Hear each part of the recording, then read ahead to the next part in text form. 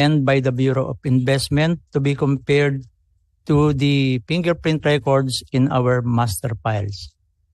Before I reveal, I would like to tell you that this identification is a unique identification given to us by the Almighty. Ito po ang identification ng tao by means of skin patterns. Sa tao lang po binigay ng Diyos yan. Yan po ang dermatoglyphics. Science deals with the study of skin patterns. Sa 4 branches po niyan, meron po tayong dactyloscopy sa daliri, chiroscopy sa palad, and podoscopy sa talampakan at ang poroscopy po sa sweat pores. Ngayon, dito po ngayon tayo sa dactyloscopy. Dactyloscopy, it is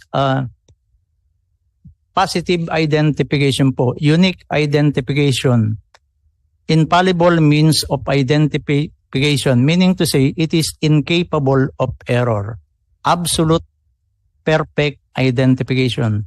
And our result is bounded by the 3 dogmatic principles of fingerprints.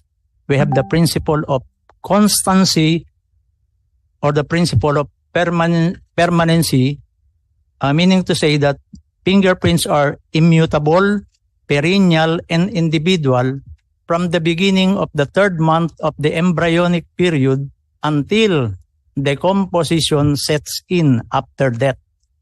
Kaya po, Dr. Kahanding, yung fingerprints nung batang o menor de edad na Guo Huaping dun sa application para sa Special Investors Resident Visa nung kanyang ina ay kaya niyong ikumpara dun sa adult fingerprints Opo. nung Alice Leal Guo. Opo. Okay po. Kasi hindi po siya magbabago from mula nung pinanganak po tayo hanggang ngayon. Size lang po ang magbabago.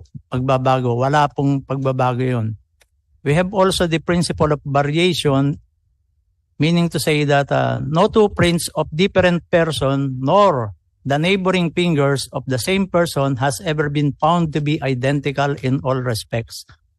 Bilyon po ang tao sa mundo, wala po tayong magkatulad na fingerprints, even identical twins, triplets, quadruplets, quintuplets, o kahit ilan pa pong bata ang sabay-sabay pinanganak, wala pa rin pong magkakatulad na fingerprints. Kahit yung isang tao po, sa 10 daliri mo, wala pa rin pong magkakatulad dyan. Kaya yan po ang unique identification natin. And we have also the principle of infallibility, means that man's fingerprint cannot be forged.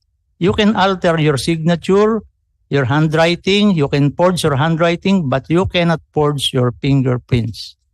Katunayan po, ang China po, ang isa sa pioneer ng fingerprint identification, yung Emperor Tenzin of China, 246 BC, siya po ang nag-introduce ng fingerprint. Ginagamit po yan in signing of contracts, documents, signature. Yan po ang best signature na hindi mapo-forge.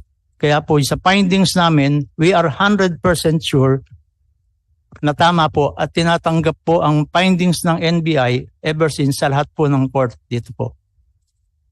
Okay, I will present to you first.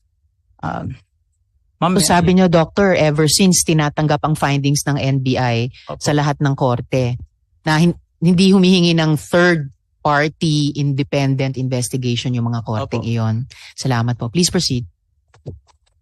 Ito po yung sinubmit nyo sa amin na galing sa Bureau of Investment.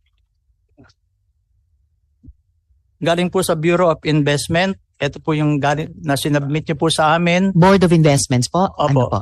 Kinumpare po namin sa mga fingerprints ni Alice Leal Guo, Sheila Leal Guo, and Wesley Leal Guo. In comparison and analysis of questioned and standard fingerprints, 1 print is enough to identify a person. Because in comparison and analysis, we are not